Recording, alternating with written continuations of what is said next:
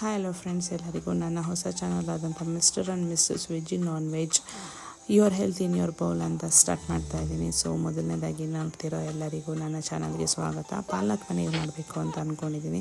So 2-3 ಈರುಳ್ಳಿ ಚೆನ್ನಾಗಿ ಹೆಚ್ಚಿಟ್ಕೊಂಡಿದ್ದೀನಿ. Next ಬೆಳ್ಳುಳ್ಳಿನ ಒಂದು ಬೆಳ್ಳುಳ್ಳಿ ಫುಲ್ ಬಿಡಿಸ್ಕೊಂಡಿದ್ದೀನಿ. ಹಾಗೆಯೇ ರಾಕ್ ಸಾಲ್ಟ್ ತೊಗೊಂಡಿದ್ದೀನಿ. ಹಾಗೆಯೇ ಚಿಲ್ಲಿ ಪೌಡರ್ ತೊಗೊಂಡಿದ್ದೀನಿ. ಬೇಕು ಅಂದರೆ ನೀವು ಆ್ಯಡ್ ಮಾಡ್ಕೋಬೋದು, ಖಾರ ಬೇಕು ಅನ್ನೋರು. ಸೊ ಇಷ್ಟನ್ನೆಲ್ಲನೂ ನಾವು ಈಗ ಮಿಕ್ಸಿಯಲ್ಲಿ ಹಾಕಿ ರುಬ್ಕೊಂಡು ರೆಡಿ ಮಾಡ್ಕೊಳ್ಳೋಣ. ಹಾಗೆಯೇ ಇದಕ್ಕೆ ಮೇಯ್ನಾಗಿ ಪಾಲಕ್ ಪನ್ನೀರ್ ಅಂದಮೇಲೆ ಪನ್ನೀರ್ ಇಂಪಾರ್ಟೆಂಟ್ ಅಲ್ವಾ. ಸೊ ನಂದಿನಿ ಡೈರಿದು ಪನ್ನೀರ್ ತೊಗೊಂಡು ಬಂದಿದ್ದೀನಿ.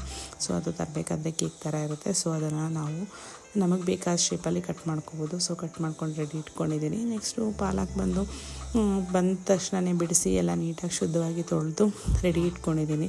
ಸೊ ಇದನ್ನು ಡ್ರೈನೂ ಕೂಡ ಮಾಡಿದ್ದೀನಿ. ಇದನ್ನೀಗ ನಾವು ನೀರಲ್ಲಿ ಬೇಯಿಸ್ಕೋಬೇಕು. ಈಗ ನಾನು 2-3 ಚಮಚ ಕೊಬ್ಬರಿ ಎಣ್ಣೆ ತೊಗೊತಾ ಇದ್ದೀನಿ ಪಾಲಕ್ ಪನ್ನೀರನ್ನ ಫ್ರೈ ಮಾಡ್ಕೊಳ್ಳೋಕ್ಕೆ.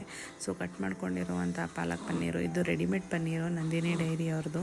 ಸೊ ನಾನು ಇದನ್ನು ಹಾಕ್ಕೊತಾ ಇದ್ದೀನಿ. ಸೊ ಮನೇಲೂ ಪಾಲಕ್ ಪನ್ನೀರ್ ಮಾಡ್ಬೋದು. ಅದು ಹೇಗೆ ಮಾಡೋದು ಅಂತ ನಾನು ನೆಕ್ಸ್ಟು ಎಪಿಸೋಡಲ್ಲಿ ತೋರಿಸ್ತೀನಿ. ಸೊ ಈಗ ಪನ್ನೀರ್ನೆಲ್ಲ ಎಣ್ಣೆ ಮೇಲೆ ಹಾಕ್ಕೊತಾ ಇದ್ದೀನಿ. ಸೊ ಪಾತ್ರೆ ಅಲ್ಯೂಮಿನಿಯಮ್ ಆಗಿರೋದ್ರಿಂದ ಸ್ವಲ್ಪ ಆಚೆ ಈಚೆ ಆಯಿತು ಅಂದರೆ ಸ್ವಲ್ಪ ಅಂಟ್ಕೊಳ್ಳುತ್ತೆ. ಸೊ ಈಗ ಪನ್ನೀರು ರೆಡಿಯಾಗಿದೆ. ನೆಕ್ಸ್ಟು ಈಗ ನಾವು ಪಾಲಕ್ ಪನ್ನೀರ್ ಬೇಯಿಸ್ಕೊಳ್ಳೋದಕ್ಕೆ ಸ್ವಲ್ಪ ನೀರು ತೊಗೊಂಡಿದ್ದೀನಿ. ತೊಳ್ಕೊಂಡಿರುವಂಥ ಪಾಲಕ್ನ ಬಾಂಡೆ ಒಳಗೆ ಹಾಕ್ಕೊತಾ ಇದ್ದೀನಿ. ಸೊ ನೀರು ಬಾಯ್ಲ್ ಆಗ್ತಾ ಇದ್ದ ಹಾಗೆ ಇದೆಲ್ಲ ಸಾಫ್ಟ್ ಆಗ್ತಾ ಹೋಗುತ್ತೆ. ಸೊ ಸ್ವಲ್ಪ ಸಾಫ್ಟ್ ಆದರೆ ಸಾಕು, ಮತ್ತು ರುಬ್ಕೊಳ್ಳಿಕ್ಕೆ ಈಸಿ ಆಗುತ್ತೆ. ಸೊ ಬಾಯ್ಲ್ ಆಗುವಂತಹ ಸೊಪ್ಪನ್ನ ಸ್ವಲ್ಪ ಕೂಲ್ ಮಾಡ್ಕೋಬೇಕು. ಸೊ ಈಗ ನೋಡೋಣ, ಅದು ಬಿಸಿ ಆಗ್ತಾ ಇದ್ದ ಹಾಗೆ ಇದು ಹೇಗೆ ಸಾಫ್ಟ್ ಆಗುತ್ತೆ ಅಂತ ನೀವು ನೋಡ್ಬೋದು. ಸಾಫ್ಟ್ ಆಗ್ತಾ ಇದ್ದಂಗೆ ಎಲ್ಲ ಸೊಪ್ಪು, ಅಷ್ಟು ಸೊಪ್ಪಿದ್ದು ಸ್ವಲ್ಪ ಸೊಪ್ಪಾಗೋಗುತ್ತೆ. ಸೊ ಇಷ್ಟು ಈಗ ರೆಡಿಯಾಗಿದೆ. ಈಗ ರುಬ್ಕೊಳ್ಳೋಣ. ಸೊ ಮೊದಲನೇದಾಗಿ ನಾನು ನಿಮಗೆ ತೋರಿಸೋದನ್ನ ಈರುಳ್ಳಿ, ಬೆಳ್ಳುಳ್ಳಿ, ರಾಕ್ ಸಾಲ್ಟು ಮತ್ತು ಚಿಲ್ಲಿ ಪೌಡರು ರುಬ್ಕೊಂಡು ರೆಡಿಯಾಗಿದೆ. ಸೊ ಇದನ್ನು ಆ್ಯಡ್ ಮಾಡಬೇಕು. ನಿಮ್ಗೆ ಯಾರಾದರೂ ಖಾರ ತಿನ್ನೋರಿತ್ತು ಅಂದರೆ ಸ್ವಲ್ಪ ಖಾರ ಜಾಸ್ತಿಯಾಗಿ ಆ್ಯಡ್ ಮಾಡ್ಕೋಬೋದು. ಸೊ ಈಗ ನಾನು ಪಾಲಕ್ನ ಬೇಯಿಸ್ಕೊಂಡಿದ್ನಲ್ಲ, ಅದು ಕೂಲ್ ಆಗ್ತಾ ಇದ್ದಂಗೆ ಸ್ವಲ್ಪ ಬಿಟ್ಟು ಚೆನ್ನಾಗಿ ಮಿಕ್ಸಿ ಮಾಡ್ಕೊಂಡಿದ್ದೀನಿ.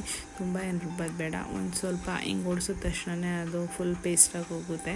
ಸೊ ಇದನ್ನು ನಾವು ಮಿಕ್ಸ್ ಮಾಡೋಣ. ಮೊದಲನೇದಾಗಿ ಎಣ್ಣೆ ತೊಗೊಂಡಿದ್ದೀನಿ. ಎಣ್ಣೆಗೆ ಸ್ವಲ್ಪ ಸಾಸಿವೆ ಹಾಕ್ತಾಯಿದ್ದೀನಿ. ಸಾಸಿವೆ ಹಾಕಿ ಚಿಟಪಟ ಅಂತ ಇದ್ದಂಗೆ ನಾವು ಅದಕ್ಕೆ ಜೀರಿಗೆ ಆ್ಯಡ್ ಮಾಡಬೇಕು. ಜೀರಿಗೆ ಸ್ವಲ್ಪ ಬಾಯ್ಲ್ ಆಗ್ತಾ ಇದ್ದಾಗೆ ಸ್ವಲ್ಪ ಮೆಂತ್ಯ ಆ್ಯಡ್ ಮಾಡಬೇಕು. ಮೆಂತ್ಯ ತುಂಬ ಆ್ಯಡ್ ಮಾಡಿಬಿಟ್ರೆ ಕಹಿ ಆಗುತ್ತೆ. ಸ್ವಲ್ಪ ಫ್ರೈ ಮಾಡ್ಕೊತಿದ್ದ ಹಾಗೇ ಒಣಮೆಣ್ಸಿನ್ಕಾಯಿ ಹಾಕೋಬೋದು.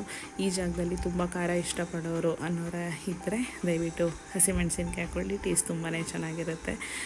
ಮೊದಲನೇದಾಗಿ ಪೇಸ್ಟ್ ಮಾಡ್ಕೊಂಡಿದ್ನಲ್ಲ ಈರುಳ್ಳಿ, ಬೆಳ್ಳುಳ್ಳಿ, ರಾಕ್ ಸಾಲ್ಟು ಮತ್ತು ಚಿಲ್ಲಿ ಪೌಡರ್, ಇಲ್ಲಿ ಸ್ವಲ್ಪ ಖಾರ ಕಮ್ಮಿ ಮಾಡಿದ್ದೀನಿ. ನೆಕ್ಸ್ಟು ಧನಿಯಾ ಪೌಡ್ರ್ ಹಾಕ್ಕೊತಿದ್ದೀನಿ. ಧನಿಯಾ ಪೌಡ್ರ್ ಹಾಕಿ ಫ್ರೈ ಮಾಡ್ಕೊತಾ ಇದ್ದೀನಿ.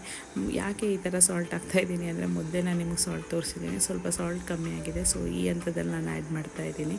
ಹಾಗೆ ಚಿಟಿಕೆಯಷ್ಟು ಅರಶಿನ ಹಾಕ್ತಾಯಿದ್ದೀನಿ. ಈಗ ಪಾಲಕ್ ಪೇಸ್ಟ್ನ ಆ್ಯಡ್ ಮಾಡ್ತಾಯಿದ್ದೀನಿ. ಸೊ ಮಿಕ್ಸಿಗೆ ಸ್ವಲ್ಪ ನೀರು ಹಾಕಿ ಮತ್ತು ನಾವು ಅಳ್ಳಾಡಿಸಿ ಅದರಲ್ಲಿರುವಂತಹ ಪೇಸ್ಟ್ನೆಲ್ಲ ತೆಗೆದು ಮತ್ತು ಮಿಕ್ಸ್ ಮಾಡೋದ್ರಿಂದ ಸ್ವಲ್ಪ ತುಂಬ ಗಟ್ಟಿ ಇರೋದು ಸ್ವಲ್ಪ ತೆಳ್ಳಗಾಗುತ್ತೆ. ಸೊ ಈಗ ನೋಡ್ತಾ ಇದ್ದೀರಾ, ತುಂಬ ಗ್ರೀನಾಗಿದೆ. ಹೋಗ್ತಾ ಹೋಗ್ತಾ ಬೇಯಕ್ಕೆ ಸ್ಟಾರ್ಟ್ ಆಗ್ತಿದೆ, ಹಂಗೆ ಕಲರ್ ಚೇಂಜ್ ಆಗುತ್ತೆ. ಹಾಗೆಯೇ ಸ್ವಲ್ಪ ಪೆಪ್ಪರ್ ಆ್ಯಡ್ ಮಾಡಿದ್ದೀನಿ, ಚಿಲ್ಲಿ ಪೌಡ್ರ್ ಆ್ಯಡ್ ಮಾಡಿದ್ದೀನಿ.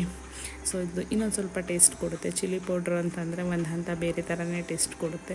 ಸೊ ಈಗ ನೋಡ್ಬೋದು ಅದ್ರ ಕಲರ್ ಚೇಂಜ್ ಆಗಿದೆ. ಇದು ಕೊನೆ ಹಂತ. ನಾನು ಪನ್ನೀರನ್ನ ಆ್ಯಡ್ ಮಾಡ್ತಾಯಿದ್ದೀನಿ. ಪನ್ನೀರನ್ನ ಆ್ಯಡ್ ಮಾಡಿ ಸ್ವಲ್ಪ ಜಾಸ್ತಿನೇ ಕುದಿಸ್ಕೋಬೇಕು. ಸೊ ಥಿಕ್ನೆಸ್ ಗೊತ್ತಾಗ್ತಾ ಇದೆ ಅಲ್ವಾ, ರೆಡಿ ಇದೆ. ಲಾಸ್ಟಲ್ಲಿ ಎಲ್ಲ ರೆಡಿ ಆಯಿತು ಅಂದಾಗ ಸ್ವಲ್ಪ ಬಟರ್ನ ಹಾಕಿದ್ರೆ ಮುಗೀತು, ಚೆನ್ನಾಗಾಗುತ್ತೆ. ಯಾವುದೇ ಇರಲಿ, ತುಪ್ಪ ಇಲ್ಲ ಬಟರ್ನ ಆ್ಯಡ್ ಮಾಡ್ತು ಅಂದರೆ ಅದರದ್ದು ಪರಿಮಳ ಮತ್ತು ಟೇಸ್ಟು ಇನ್ನೊಂದು ಥರ ಲೆವೆಲ್ಗೆ ತೊಗೊಂಡೋಗುತ್ತೆ. ಸ್ವಲ್ಪ ಉಪ್ಪು ಕಮ್ಮಿ ಆಗಿದೆ ಅನ್ನಿಸ್ತು, ಸೊ ಉಪ್ಪು ಹಾಕ್ತಾಯಿದ್ದೀನಿ. ಪಾಲಕ್ ಪನ್ನೀರು ರೆಡಿಯಾಗಿದೆ. ಶಾರ್ಟ್ ಟೈಮಲ್ಲಿ ಹೇಗೆ ಮಾಡ್ಕೊಳ್ಳೋದು ಅಂತ ನೋಡಿದ್ರಿ ಅಲ್ವಾ. ಸಿಂಪಲ್ಲಾಗಿ ತೋರಿಸಿರೋ ನನ್ನ ಚಾನಲ್ನ ಸಬ್ಸ್ಕ್ರೈಬ್ ಮಾಡ್ಕೊಳ್ಳಿ, ಶೇರ್ ಮಾಡಿ, ಲೈಕ್ ಮಾಡಿ, ಕಮೆಂಟ್ ಮಾಡಿ. ಹೀಗೆ ಮುಂದೆ ಮಾಡುವಂಥ ಅಡುಗೆಗಳೆಲ್ಲ ಅಪ್ಡೇಟ್ ಸಿಗ್ತಾ ಹೋಗುತ್ತೆ.